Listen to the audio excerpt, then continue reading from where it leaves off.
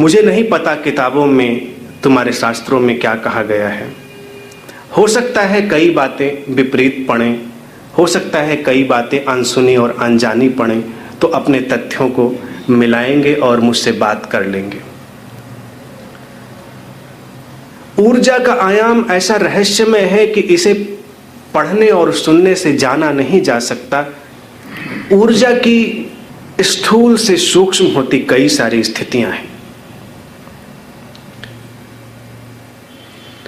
मोटे तौर पर हम जब संसार में विचरण कर रहे हैं तो एक स्त्री ऊर्जा है, फेमिनिन एनर्जी, और एक पुरुष ऊर्जा है, मैस्कुलिन एनर्जी।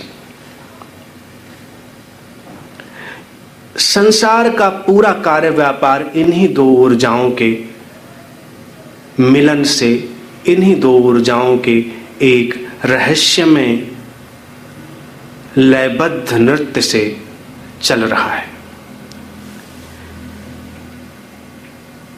तंत्र विज्ञान में एक प्रतीक होता है, तुमने देखा होगा, एक त्रिकोण ऊपर की ओर उठा हुआ और उसको काटता हुआ एक त्रिकोण नीचे की ओर।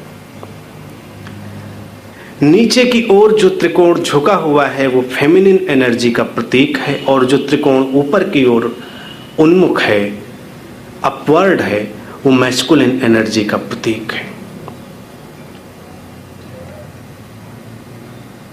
मौलिक ऊर्जा का प्रतीक।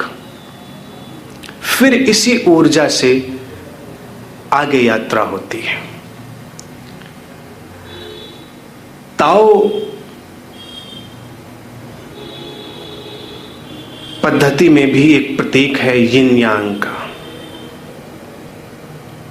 वो भी यही है, पुरुष और स्त्री ऊर्जा का एक नृत्य। इसीलिए उसे घूमता हुआ बनाया है, एक लय में, दोनों एक दूसरे के साथ मिल रहे हैं। तो जब संसार में हम विचरण कर रहे हैं तो हमें इन ऊर्जाओं को बहुत अच्छे से समझ लेना है। जिसको इन ऊर्जाओं की समझ उत्पन्न हो जाती है उसके जीवन से सुख और शांति कोई छीन नहीं सकता।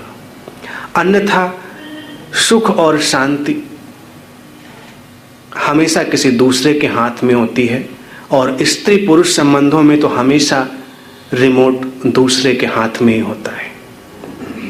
कोई जब चाहता है तुम्हें सुखी कर देता है, जब चाहता है तुम्हें दुखी कर देता है, क्योंकि हमें उस आंतरिक ऊर्जा का अनुभव नहीं है।